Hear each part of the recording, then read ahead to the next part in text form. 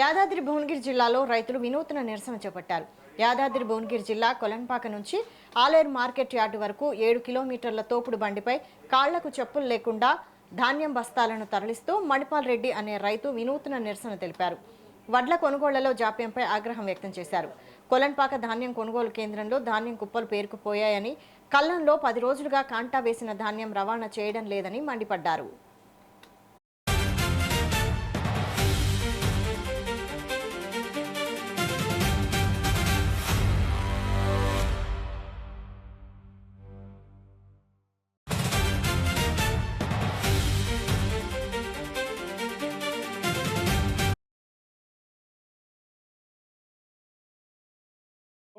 రైతులు పడుతున్న బాధలు, రైతులు పడుతున్న కష్టాలు ఎన్ని ప్రభుత్వాలు మారినా, ఎంతమంది ప్రజాప్రతినిధులు వచ్చినా రైతులకు కష్టాలు తప్ప ఎలాంటి ఉపయోగం లేదు.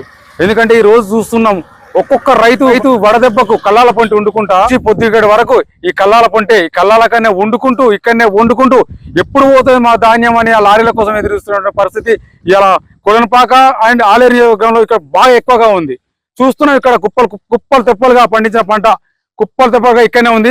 వర్షాలు పడితే మాత్రం ఇక్కడ ఉన్న పరిస్థితి మాత్రం చాలా ఘోరంగా ఉంది. ఎంత కష్టపడుతున్నారు అంటే పండించిన దానికంటే ఎక్కువ కష్టపడుతున్న పరిస్థితి ఇక్కడ ఉన్నది. ఇలా నేను రైతుల కోసం నేను ఈ రోజు తోపుడు బండి మీద ఒడ్లు కూడా పోతున్న పరిస్థితి ఉంది. ఇలా ఎందుకంటే లారీలు వస్తున్నాయని చెప్తారు. కనీసం ఒక్కొక్క రైతుకు తోపుడు బండ్లు ఇస్తారని తీసుకుని వెళ్తే పరిస్థితి ఉంది. అలా తోపుడు బండ్లను ఇవ్వండి, లారీలు వస్తలేమని చెప్తారు కదా, కానీ తోపుడు బండ్లు ఇస్తే ఏ రైతుకు ఆ రైతు తోసుకుంటారన్న పోతారు, ఆ ధాన్యాన్ని అమ్ముకునే పరిస్థితి కానీ వస్తుంది.